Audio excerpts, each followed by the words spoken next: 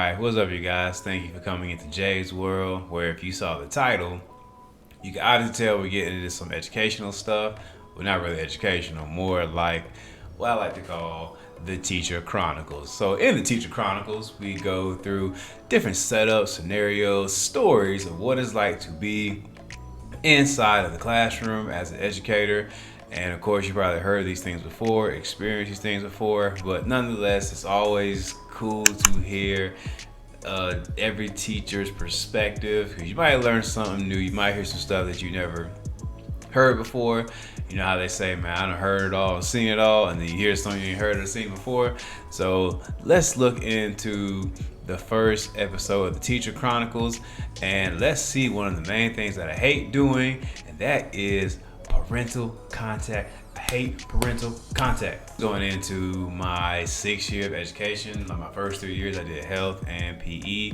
Now I'm doing social studies, so going on 3 years, and it's been a journey, to say the least. It has been a journey, and it's teaching is for me. It's a love-hate thing. Like most days I love it. Some days I try to figure out why I made that decision on my life or whatever. So if you're educated, you can kind of get where I'm coming from. So of course, as you are going throughout your day-to-day life, whatnot, you got all different students, all different types of personalities, and sometimes your kids cut up. If you ever seen Abbott Elementary, you got Courtneys in your class, right? So you got Courtneys in your class. Sometimes when Courtneys don't have the smarts behind it, they just bad. I hate to call people kids bad, but that's just what it is. They bad. And so you had to make parental contacts, right? And I think as teachers, we get this thing as, you remember back in your day, in your era, your time period, where if your parents got called, you already know what the consequences are when you got to the house, right? You could have been innocent in the whole matter. It don't matter. The fact that a teacher called home or called work, you was wrong automatically. And that's the train of thought that we had to, unfortunately, erase from our memories, because this is a different day, a different age, a whole new generation, and a majority of these kids, they ain't got no sense. And then you call the parents and you find out why the kid ain't got no sense, because the parent halfway ain't got no sense either. In a world where I call parents, I would like to think, if I call you, out the blue, at your job, at home, on your day off, or whatever reason, and I'm telling you about your child's behavior, something they said, something they did in class, there is a certain response that you are expecting to hear, and guess what, you guys? More than likely than not, you're not getting the response that you think you about to get. All right, so my last year teaching PE at a charter school here in Georgia, I took my 8th graders outside because it was like, towards the end of the year, you just trying to make it through. You trying to make it through the year, end of the year. I don't want no smoke. Do what you want to do. Don't kill each other. None of that stuff. So we're outside on the basketball court, and so I have students. They're all over the area. So I'm having to scan, check, look. How it's done. So as I'm looking at one student, I turn back, and there is this young lady, and she is having a shake fest. I'm talking about twerking, all type of stuff. So I call her over and I talk to her, like, what are you doing? Like, as a male teacher, I feel uncomfortable having to witness what I just did, right? So immediately I get inside, I call mom. So I call mom, and the story goes, we were outside, I saw your daughter, she was straight shaking her butt or whatever. And I'm thinking, like, this is me, like, I have a daughter. If I get a phone call that she just holding hands with another boy at school, I'm livid. Say, what? I'm down there, no questions asked. So that's the response that I was thinking.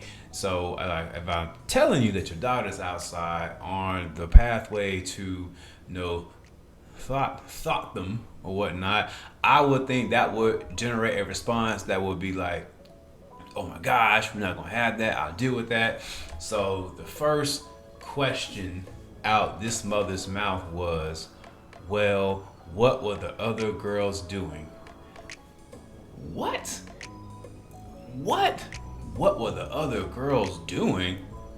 That is irrelevant. That's not important. I just told you your daughter's out here, shaking behind, and you asked what the other girls were doing. They were being 8th grade girls, playing basketball, playing tag, walking around, conversing, doing the normal thing that children do. And I think it was that day when I was like, you know what?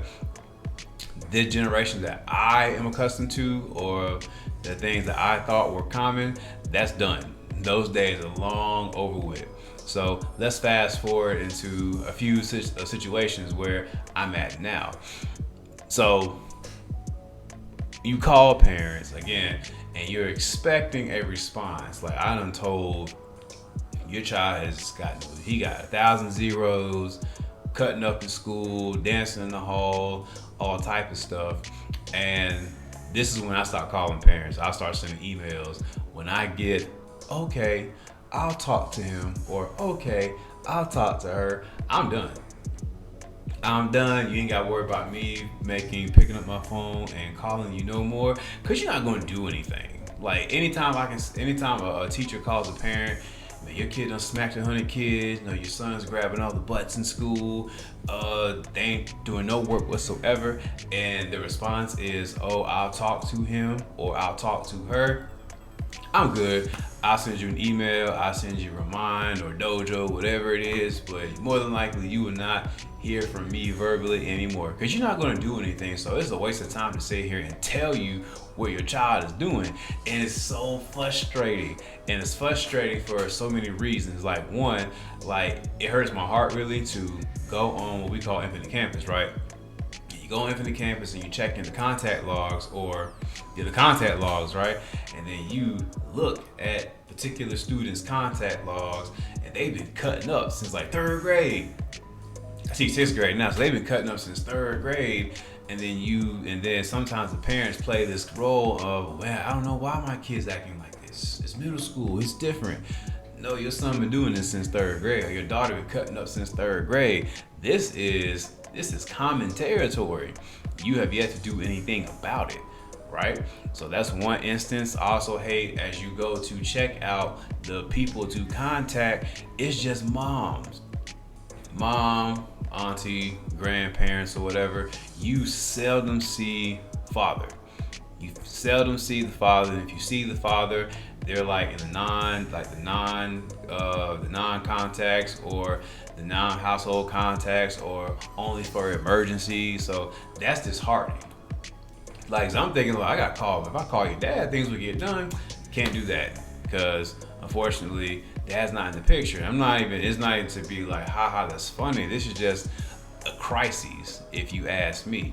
So that's like the second instance why parental contact law, like that's one instance why I cannot stand calling parents. Let's look at one more thing why it's just not my favorite thing to do. So honestly, it's a strong word. It's frustrating to, like, when you are being proactive, you contacting parents, like, yo, your son has or your daughter has zeros, they're failing, they're slacking off in class, they're getting behind. So you are proactive in your contacts, and you document it, and you do all these particular things, and they wait to the very last minute to respond to you. Well, can you give my daughter or give my son extra credit homework? Excuse me? Extra credit homework? No, they ain't do the regular credit homework. Why would I do that? But I tried to contact you. And you didn't respond. It wasn't until you saw it's a week before report cards coming out. Now you're trying to hit me up and contact me.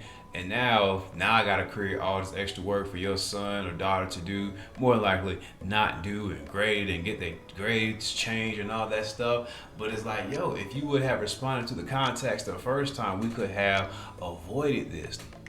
Or like how admin, like, they'll tell you to contact parents, but and you're like, you already know, like, me doing this is not gonna do anything. Like, it's just not. Like, it's just truly not. So you're wasting my time. We're playing the game. But that's enough rambling. But yeah, so as a teacher, the first episode of the Teacher Chronicles, I do not like parental contacts. They are my least favorite thing to do. if I could just send an email, I would just send an email. But some parents out there, they don't know where the email, or you set up the Remind app. Like you set up the Remind, you tell your students to give the parents the Remind code. You email them the Remind code. You give them several opportunities to join the Remind. They don't get the Remind, and they steady asking you well, can you call and let me know what's going on? No, join the Remind. Join the method of contact that I'm giving you. Make my life easy so I can help you. But with that, so expect more of the Teacher Chronicles. Well, I guess I should call it Teacher Rants, but expect more of the Teacher Chronicles. So much to talk about, so much material to make. So if you feel where I'm coming from, or even if you disagree, that's fine too.